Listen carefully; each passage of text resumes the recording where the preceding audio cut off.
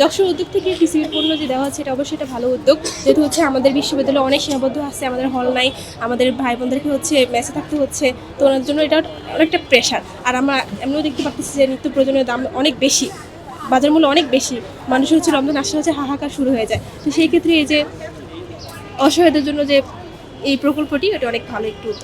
আসলে জগন্নাথ বিশ্ববিদ্যালয়ে আমরা জানি সংকটের শেষ নেই। তবে রোজার মাস আসার পর থেকে যে অনেকগুলো দেশে কিন্তু নিত্যপণ্যের দামগুলো কমে যায়, কিন্তু বর্তমানে বাংলাদেশে সেটা প্রেক্ষাপট উল্টা। যে রমজান মাস আসার আগের থেকেই দ্রব্যমূল্যের যে দাম তা প্রতিনিয়ত ডবল ট্রিপল হয়ে যাচ্ছে। সেই জায়গায় যোগসী যে উদ্যোগটা নিয়েছে যে টিসিবি থেকে আমরা যেন স্টুডেন্টরা স্বল্প মূল্যে নিতে পারি, অনেক প্রশংসনীয় একটা উদ্যোগ। আমি চাই যে প্রশাসনের সাথে এবং বিভিন্ন মাধ্যমের সাথে তারা অনেক কিছু কোলাবরেট করে জগন্নাথ বিশ্ববিদ্যালয়ের স্টুডেন্টদের জন্য আরও ভালো ভালো কিছু পদক্ষেপ নেয়। আসলে আমরা দেখি যে রমজান যখন শুরু হয় তখন বাংলাদেশের কালচারে নিত্যপণ্য দ্রব্যগুলোর দাম অনেকাংশে বেড়ে যায়, বাজারে এটাই হচ্ছে।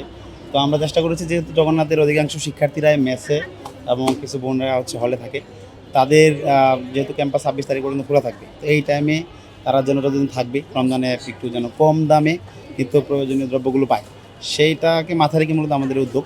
যোগসা এবং টিসিবির যৌথ হচ্ছে উদ্যোগ। এটা নিয়মিত না, আমরা আজকে তো পঞ্চম রমজান, তো আমরা আজকে দ্বিতীয় দিনের মতো দিচ্ছি আর কি। তো চেষ্টা করব এই রমজানের মধ্যে আরেক দিন নিয়ে আসার জন্য 26 তারিখের পূর্ব। এরপরে আমরা ঈদের পরে আবার এটা অন্যভাবে কন্টিনিউ করবো আর কি। শিক্ষার্থীরাদের সারা তো অনেক সবাই প্রশংসা করছে, কারণ দিন শেষে বর্তমান বাজারে যে অবস্থা, একটু কম দামের মধ্যে আর কি নাগালের মধ্যে পেলে সবাই একটু স্বস্তি বোধ করে। তো সেই জায়গা থেকে শিক্ষার্থীদের সারার কারণে আমরা আবার নিয়ে আসছি আর কি। প্রথম দিন রমজানের প্রথম যে রমজান তার আগে নিয়ে আসছিলাম, আর আজকে এর পরবর্তী শিক্ষার্থীদের বারবার সারার পরেই মূলত আমরা এটা আবার নিয়ে আসছি।